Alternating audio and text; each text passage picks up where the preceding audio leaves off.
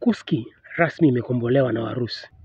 Na kwa kuthibitisha kwamba Kursk kweli imekombolewa, Rais Putin amewatembelea yeye mwenyewe. Yaani alikuwa Kursk kuwatembelea majenerali wake walioitekeleza ile kazi ya kuwakomboa ule mji wa Kursk. Kursk ulikuwa ni mji ndani ya Urusi ambao Zelensky alicheza kamari kuvamia kama kumdivert Putin kutoka kuendelea kujikatia shamba lake na kurudi nyumbani, kitu ambacho Putin hakujishughulisha naye.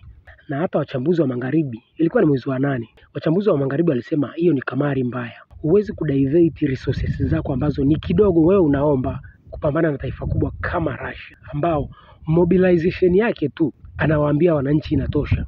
Yaani Warusi wakimobilize kule kambini kuna furika watu wanataka waende kulipigania taifa lao. Tofauti na wewe, mobilization unaenda kuwakamata vijana vyuoni na barabarani kwa nguvu, twendeni mkapigane. So alichokifanya Zelensky baada ya Kursk kukombolewa na Warusi ni kumfukuza yule kamanda ambaye alikuwa anapambana ndani ya Kursk. Ilikuwa ni kamara mbaya. Hebu kwanza msikilize Putin anachokiongea akiwa Kursk, na leo amevaa nguo za kijeshi rasmi. To completely liberate the territory of the Kursk region, to restore the situation along the state borderline. And of course we need to think, I would ask you to think in the future about creating a security zone along the state border. We need to think about this too. Amewasisitiza makamanda watengeneze line of defense, kitu kama hicho kisitokee tena. Sasa kumbuka, Putin anasubiria barua au ujumbe wa Marekani kuhusiana na walichoongea na Zelensky kuhusiana na issue ya ceasefire. Kinachosemekana ni kwamba issue ya kusimamisha mapigano, yani ceasefire, Warusi hawataki. Warusi wanataka masharti yao yatimizwe, vita iishe. Kama haiwezekani, basi vita iendelee.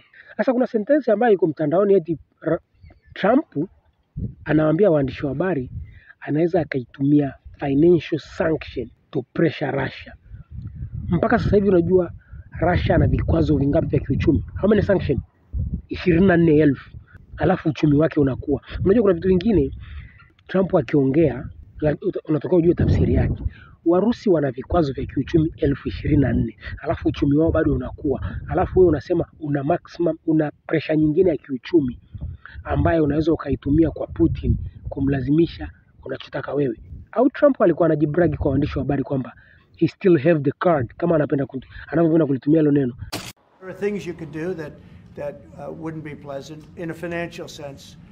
I can do things financially that would be very bad for Russia. I don't want to do that because I want to get peace. I want to see peace, and we'll see. But in a financial sense, yeah, we could do things very bad for Russia. It would be devastating for Russia, but I don't want to do that because I want to see peace. And we're getting close to maybe getting something done. We've got Ukraine done, and as you know, I've always said that Ukraine might have been the more difficult party. You were here a week ago when some interesting things happened. I had somebody that didn't seem to want peace. Now he's agreed to peace. So we'll see what happens.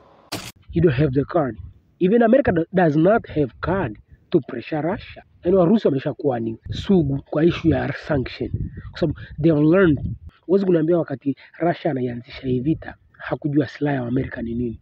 Alijua silaha ya Amerika sio mabomu. It's no military power. Kwa sababu wa Amerika kuingia military, kuivamia Urusi kimilitary ni vita ya tatu, na vita ya tatu ni kuua karibia mabilioni ya watu.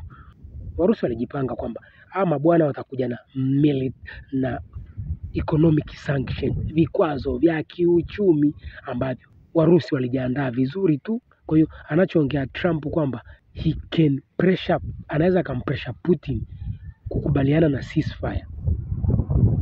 Mwenye kumaliza ugomvi ni Urusi, wala sio Ukraine au Marekani.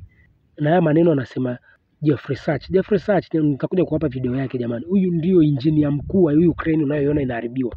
Na aliimba na kuimba akasema Ukraine isisikilize Marekani.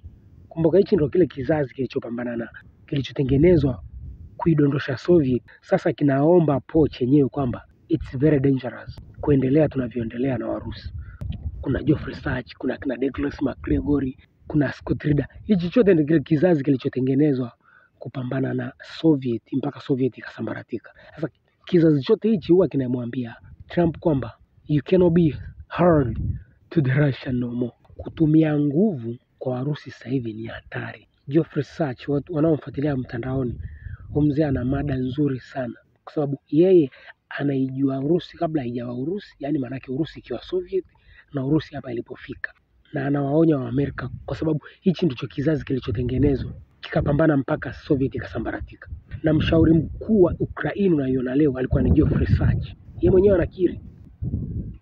Lakini kwa level hii ya Urusi iliyofikia, kwa sababu Urusi sasa hivi ni superpower, comeback, yani ni comeback superpower. Kwa hiyo wameshajifunza mengi waliofanyiwa, sio wajinga tena Warusi. Hawawezi kutongozwa. Wametongozwa kwenye Minsk 1, wametongozwa kwenye Minsk 2.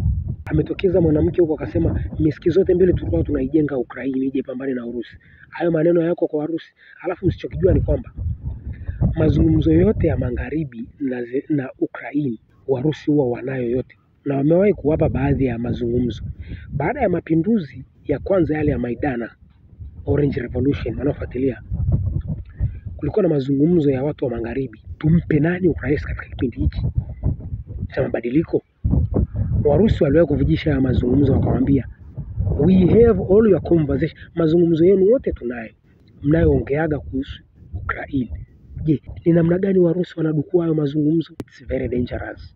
Yaani ni kama vile ndani ya ikulu ya Ukraine Warusi wana vitu vyao wameviweka kwamba kila mazungumzo yanayofanyika Warusi wanayo. Inakuwagaje hiyo?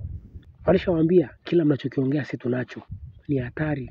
Kwa the good news kwa Warusi, Kursk imekombolewa. Ilikuwa ni dharau kukaa mezani na Zelensky eti mimi nimeshika Kursk, wewe umeshika Donbas, tuelewane. Hakuna kuelewana. Wewe unatakiwa ufuate anachokitaka Putin. There is no negotiation. It's to follow what Mr. Putin wants. Hakuna kuelewana. Ni kufuata anachokitaka Putin. Warusi wanasubiria hayo maelezo ya siku 30 ceasefire. Je, Putin atakubali? Tusubirie. Armata!